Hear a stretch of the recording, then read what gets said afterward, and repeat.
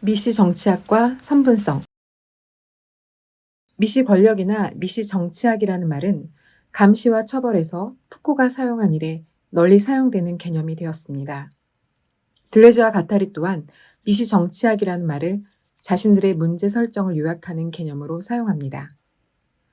푸코는 감시와 처벌에서 안티오이디푸스에게 진 빚을 명시한 바 있고 안티오이디푸스 영역판에 서문을 써주기도 했습니다. 들레즈 가타리의 카프카는 푸코의 영향이 크게 드러나는 책입니다. 천의 고원에서 미시 정치학과 선분성을 다루는 부분은 이를 다시 확인해 줍니다. 이는 기존 정치학의 권력 개념을 근본에서 뒤흔들며 새로운 정치적 분석의 장을 열었습니다. 동시에 이는 들레즈 가타리와 푸코의 차이가 가장 분명히 드러나는 곳이기도 합니다. 권력이 있는 곳에 저항이 있다. 이 명제가 보여주듯 푸코는 권력과 저항이라는 개념을 근간으로 사유합니다. 반면 들레즈 가타리는 욕망과 권력이라는 개념에서 시작합니다. 푸코는 욕망이란 개념이 결여나 억압과 뗄 수 없다며 거부하지만 들레즈 가타리는 배치란 권력의 배치가 아니라 욕망의 배치이고 권력이란 배치가 지층화된 차원이라며 자신들의 입장을 그와 대비합니다. 푸코는 욕망보다는 쾌락이 더 낫다며 후일 성의 역사 2에 쾌락의 활용이란 부제를 붙이지만 들레즈 가타리는 쾌락은 욕망의 내재적 과정을 중단시키는 방전이자 재영토화라며 비판합니다. 들레즈 가타리의 미시 정치학이 욕망이란 개념에서 시작되어야 하는 이유는 이로써 분명해집니다. 들레즈 가타리에게 욕망이란 니체의 말로 바꾸면 의지, 더 정확히는 힘의 의지입니다. 니체는 우리의 의지가 단일하지 않으며 항상 이미 복수적임을 강조합니다. 음식을 하나 먹으려 할 때도 허기를 채우려는 욕망과 맛에 끌리는 욕망, 늘어나는 살을 저지하려는 욕망이 동시에 공존하며 맛에 대한 욕망 또한 여러 가지 다른 맛을 향해 분열되어 있습니다. 그렇기에 들레즈 가타리는 의지, 즉 욕망은 그 자체로 다양체라고 합니다. 동시에 여러 방향으로 향해 있기에 분열자라고 명명합니다. 마치 평평한 면 위의 물처럼 모든 방향으로 열려있는 흐름, 그것이 욕망입니다. 약간 통상적인 어법이지만 모든 방향으로 열려있는 흐름을 통제하여 질서를 부여하려고 할 때 권력이 출현합니다. 권력이란 욕망의 흐름을 분절하고 지층화하여 통제 가능한 질서를 부여하는 성분입니다. 역으로 말하면 욕망이란 권력의 통제 이전의 흐름, 권력의 통제를 벗어난 흐름입니다. 만약 욕망이 혁명정이라고 한다면 이는 욕망이 혁명을 욕망한다는 말이 아니라 권력의 통제 이전에 그 통제와 무관하게 모든 방향으로 열린 흐름이란 말입니다. 그러나 욕망과 권력은 그저 대립하는 것만은 아닙니다. 특정한 형태로 지층화되고 고체적 안정성에 갇힌 욕망이 바로 권력이기 때문입니다. 맛에 대한 욕망은 애초에 모든 방향으로 열려 있지만 자신이 속한 음식 문화의 코드에 따라 지층화됩니다. 지층화된 맛의 세계 안에서 익숙한 음식과 좋아하는 맛 안을 벗어날 줄 모르게 된다면 맛에 대한 욕망은 권력이 됩니다. 내 신체를, 내 취향을 선 규정하여 정해진 틀 안에서만 먹게 하는 권력이 되지요. 외국 여행을 가서도 항상 먹던 음식만 찾는 것은 선호와 욕망의 형태로 작동하는 이 권력의 작용입니다. 물론 푸코의 지적처럼 이는 그저 부정적인 것만은 아닙니다. 지층화된 맛 안에서 미각을 지배하는 권력은 좀 더 나은 맛, 좀 더 맛있는 음식을 생산하게 하니까요. 공부하도록 훈육된 신체가 학습 능력이나 집중력을 생산하듯이. 그러나 그때조차 지금의 감각, 지금 만드는 음식에서 벗어나 좀 더 나은 것을 만들려는 욕망이 없으면 불모적인 반복에 갇히고 맙니다. 욕망은 지층화되어 권력이 되지만 그 권력에서 다시 누수하고 그것을 범람하는 것 또한 욕망입니다. 늘 만들던 음식에 다른 무언가를 섞어 새로운 방식으로 조리해보려는 욕망. 낯설지만 뭔가 끌리는 새로운 맛에 대한 호기심이 익숙한 맛에 길든 혀의 틈새로 파고들죠.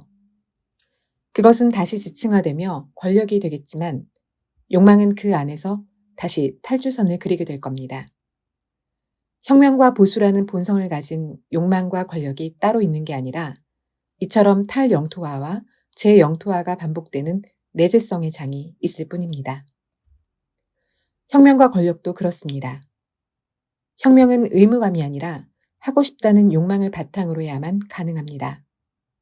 그러나 욕망은 혁명적일 때조차 혁명만 욕망하진 않습니다. 혁명에 성공하면 혁명을 생산한 욕망은 자신이 생산한 체제 안에서 지층화됩니다.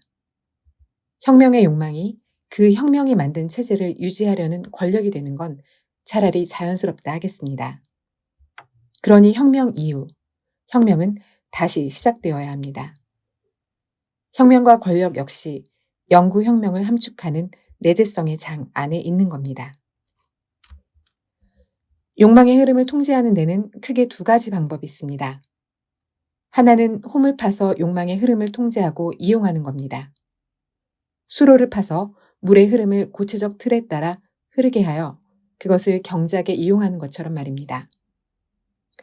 동시에 모든 방향으로 열린 공간이 매끄러운 공간이라면 이처럼 특정한 홈을 따라 흐르도록 하는 공간을 홈페인 공간이라고 합니다. 가령 경찰은 이동하려는 욕망에 따라 흘러가는 교통의 흐름을 홈페인 도로 따라 흘러가게 하고 시위하는 대중의 흐름을 폴리스 라인 안에 가두려고 하지요. 또 하나의 방법은 선분화하는 것입니다. 우리는 어떤 것의 흐름을 선으로 표현할 수 있습니다. 물론 이때 선이란 곡선입니다. 직선이란 곡선의 아주 제한된 경우일 뿐이지요. 선분이란 끝점으로 절단된 선을 말합니다. 선분하는 욕망의 흐름을 그와 상응하는 활동의 흐름, 행동의 흐름, 사고의 흐름, 그리고 대중의 흐름을 뚜렷하게 구별되는 경계에 의해 절단하는 작용입니다. 일하는 건지 쉬는 건지, 사랑인지 우정인지, 남자인지 여자인지를 확실히 하라는 말이 바로 선분적으로 절단하는 권력의 명령어입니다. 이렇게 둘로 나누는 이런 이항적 선분만 있는 건 아닙니다. 분업은 노동의 흐름을 절단해 선분화하는 방법입니다. 학교의 시간표는 하루의 시간을 1년의 선분들로 분할하여 학생들의 활동을 통제합니다. 이처럼 어떤 흐름을 순차적인 선분들로 절단한 것은 선형적 선분이라고 합니다.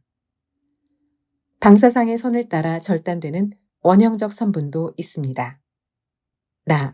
내가 속한 지역, 도시, 국가, 세계, 우주로 확대되는 것이 그것입니다. 선분이란 개념에서 중요한 건 양끝의 경계를 뚜렷하게 절단하는 것입니다.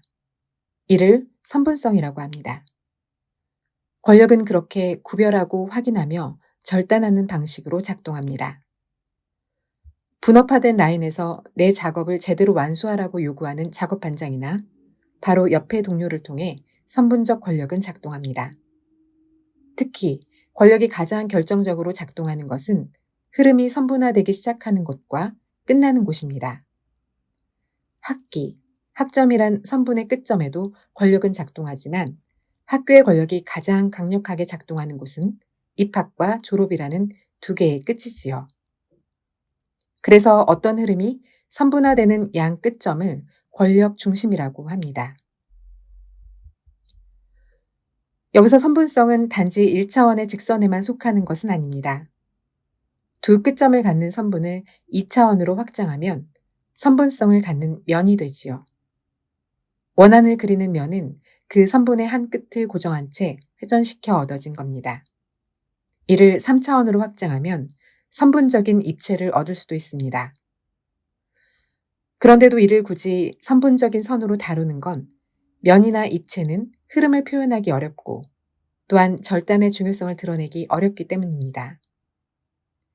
선은 흐름과 절단을 다이어그램적으로 사고하는데 가장 적합합니다. 들레즈 가타리가 분열 분석이 겨냥하는 것은 개인들만큼이나 집단들을 가로지르는 선의 배치라고 하는 것은 이 때문입니다. 실천은 선들을 그리는데 능동적으로 관여하며 그 선들과 동일한 위험 내지 변이에 부딪힌다. 분열 분석은 선들을 풀어주며 이 선들은 또한 그만큼 삶의 선들, 문학 내지 예술 작품의 선들, 한 사회의 선들이 될 수 있는 것이다. 앞서 이항적, 원한적, 선형적이라는 세 가지 형태의 선분에 대해 말했는데 이보다 더 중요한 것은 이들 모두를 관통하는 상이한 유형의 선분성입니다. 하나는 유연한 분자적 선분성의 선이고 다른 하나는 경직된 몰적 선분성의 선입니다. 그리고 여기에 또 다른 유형의 선이 하나 더해집니다. 탈주선이 그것입니다. 경직된 선분성은 뚜렷하게 분할되고 계산과 예측이 가능한 양상으로 작동합니다. 국민, 계급 같은 거대 집단뿐 아니라 집단의 원소가 되는 개인이나 관계, 감정도 이런 식으로 선분화되어 있습니다. 소속된 원소 모두에게 동일하게 작용하기에 모두를 동일화시키는 힘이 강력한 선분성입니다. 이 몰적인 선분에서 빠져나가는 유연한 양자적 흐름이 있습니다. 대학이나 취업이 요구하는 걸 하지 않고 무언가 이해할 수 없는 짓을 하는 학생들, 남자인 것 같은데 여성복을 입고 다니는 사람들, 겉으론 멀쩡하지만 비밀스러운 지하 활동을 하는 자맹자들. 물론 이들도 모호하지만 나름의 경계를 갖기에 선분화되어 있다 해야 합니다. 그러나 절단의 경계가 모호하고 절단 방식이 유연하다는 점에서 유연한 선분성을 갖고 있습니다. 경직된 선분성은 절단의 기준이나 방법을 소속된 모두에게 동일하게 작동시키기에 몰적 선분성이라고 합니다. 너는 사내 자식이 왜 이깟 일로 오는 거야? 여기는 학교니 시험 보기 싫으면 나가. 몰적이라는 말은 기체 역학에서 나온 말인데 6.02 곱하기 10의 23승계의 분자들을 하나로 묶은 단위를 표시합니다. 분자 하나씩 다루어선 기체 상태를 서술할 수 없기 때문에 그 수만큼의 분자들이 동질적이며 동일하게 움직인다고 가정하여 그 전체가 하나인 것처럼 서술하는 겁니다. 개개 분자의 특이한 성질이나 운동은 몰적 동일성을 표시하는 통계적 평균 속의 작은 편차 중 하나가 되고 맙니다. 브라운 운동처럼 몰적 평균으로 서술할 수 없는 특이한 분자적 운동이 있습니다. 몰적 선분성에서 벗어난 움직임에 감염되어 함께 움직이는 이웃이 나타날 때 편차로 환원될 수 없는 분자적 운동이 시작됩니다. 이웃한 것에서 다시 이웃한 것으로 감염되며 확산되는 분자적 선들이 그려지게 됩니다. 물론 이런 분자적 선들 또한 선분성을 갖습니다. 드래그 퀸과 드래그 킹, 팸과 부치 같은 선분들이 그런 경우이지요. 엄격한 지하 조직이나 비밀 조직은 유연한 분자적 선분성의 선이 다시 몰적인 선분성의 선으로 경화된 경우입니다.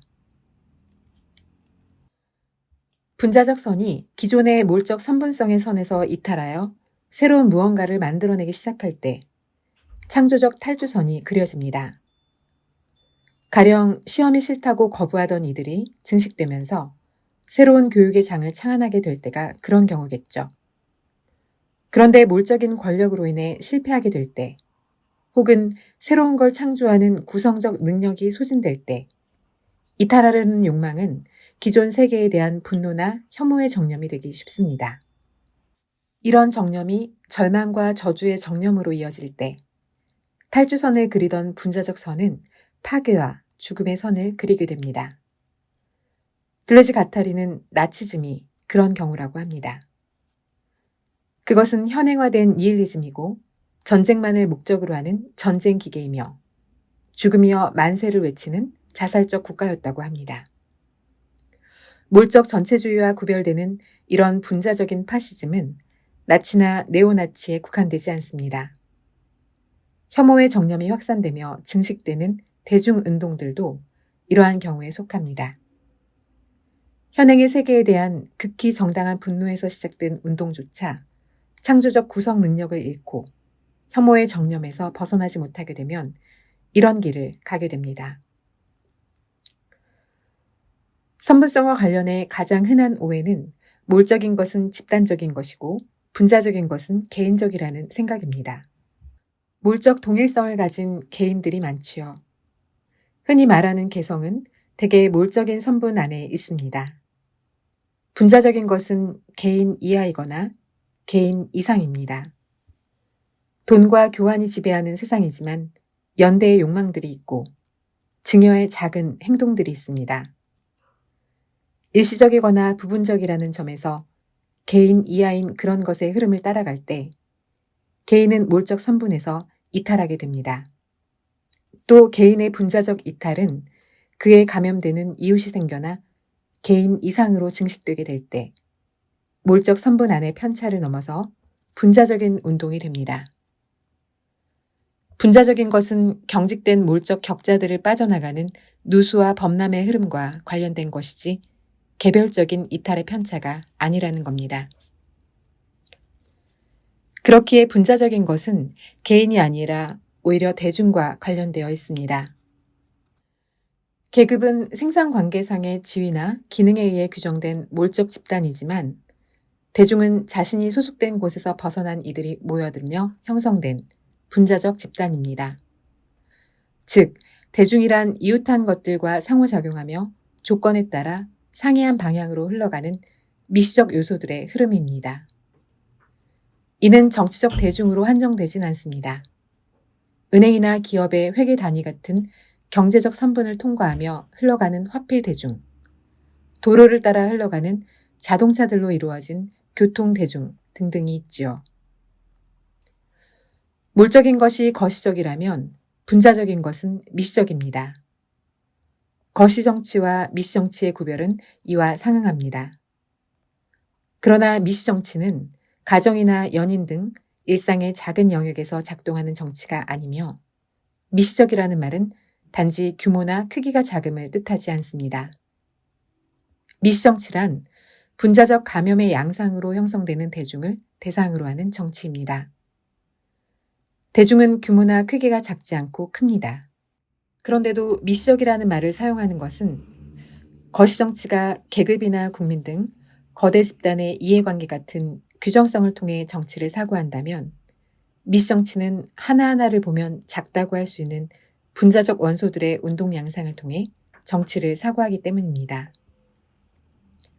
문제는 작동 방식입니다.